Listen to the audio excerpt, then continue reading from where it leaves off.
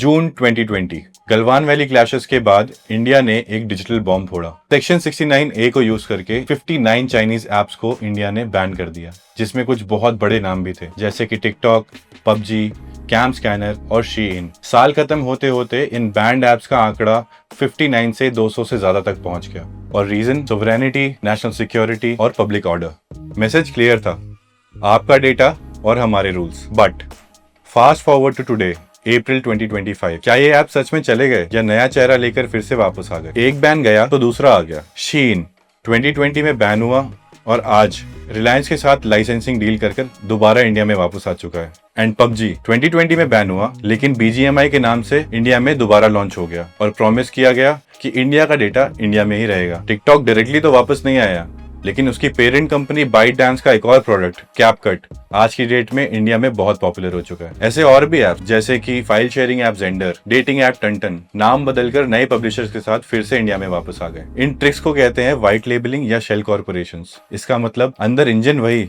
बस बाहर पेंट नया कर दिया गया है। पर असली सवाल, वो डेटा जा कहाँ रहा है? सिर्फ आपकी सेल्फीज ही नहीं, contacts, location, IMEI, financial information, सब कुछ। BGMI ने डेटा लोकलाइजेशन का वादा किया, बट हुआ क्या? पोस्ट रीलॉन्च कुछ रिपोर्ट सजेस्ट करती हैं कि अभी भी इंडिया का data via Singapore servers China तक पहुंच रहा है। और फिर आते हैं SDKs, छुपे हुए कोड स्निपेट्स जो ऐप में होते हैं in form of analytics, ads या फिर लॉगिन। आपका ऐप इंडियन हो सकता है, बट अगर SDK चाइनीज हो तो हो सकता है कि आपका डेटा अभी भी वहां जा रहा हो। रेगुलेटर्स हर कोड बेस को ऑडिट कर पा रहे हैं, ये एक टेक्निकल जंगल है। तो इस डिजिटल ड्रामा में कौन जीता और कौन हारा? लूजर्स।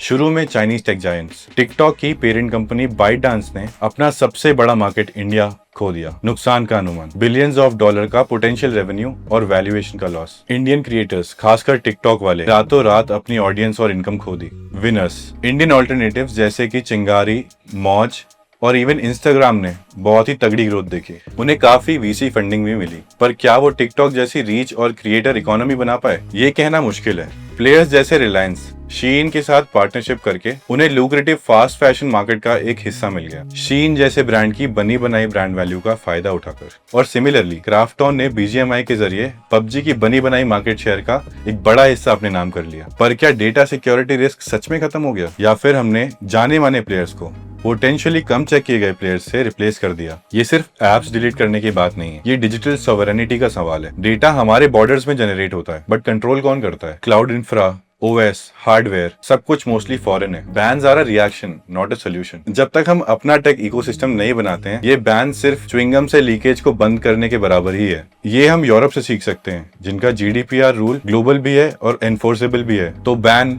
अनबैन खेलने के आगे असली सोल्यूशन क्या है? मजबूत लॉज एंड रेगुलेशन बहुत अच्छा, लेकिन इफेक्टिव एनफोर्समेंट बहुत जरूरी है। क्या ऑडिट्स हो रहे हैं? क्या पेनल्टीज लगातार लग रही हैं? खासकर इन पुनर्जन्म वाले ऐप्स पर हमें प्रोएक्टिव कंप्लायंस चेक्स चाहिए, प्रॉब्लम होने के बाद रिएक्शंस नहीं। सबसे इंपॉर्टेंट है ऐप्स के लिए स्ट्रिक्ट कोड ऑडिट्स, स्पेशली उनके लिए जिनका रिलेशन पहले बैंड हुई एंटिटीज से है या वो जो बहुत सारा यूजर डेटा हैंडल करते हैं। इनमें उन छुपे हुए SDKs की जांच भी शामिल होनी चाहिए। तो क्या किया जाए? Number 1, stronger laws. DPDP act 2023 is a start. Audits, penalties enforce करना बहुत जरूरी है। Number 2, code audits. Rebranded apps को फुल स्कैन चाहिए, SDKs, डेटा फ्लो, सब कुछ। Number 3, user awareness. एक फ्लैशलाइट ऐप को आपके कॉन्टैक्ट्स का एक्सेस क्यों चाहिए? सोचो, समझो और इसके बारे में पढ़ो। एंड 4th, बिल्ट देसी इंफ्रा। इसका मतलब hardware, operating system and servers, ये सब कुछ हमें कंट्री के अंदर ही डेवलप करने पड़ेंगे। Make in India, also code in India. नाम बदलना आसान है, पर सिस्टम बदलना बहुत ही मुश्किल है। बैंस ने वक्त तो खरीद लिया, पर रियल बैटल अभी भी बाकी है। अगली बार कोई भी ऐप डाउनलोड करो तो बिना सोचे समझे एक्सेप्ट पे क्लिक मत करो। सोचो, समझो, क्योंकि ये आपका डेटा है और आपकी ही जिम्मेदारी है। मेरे साइड से आज के सेगमेंट में इतना ही। तब तक इन्फॉर्म्ड रहो और अलर्ट रहो।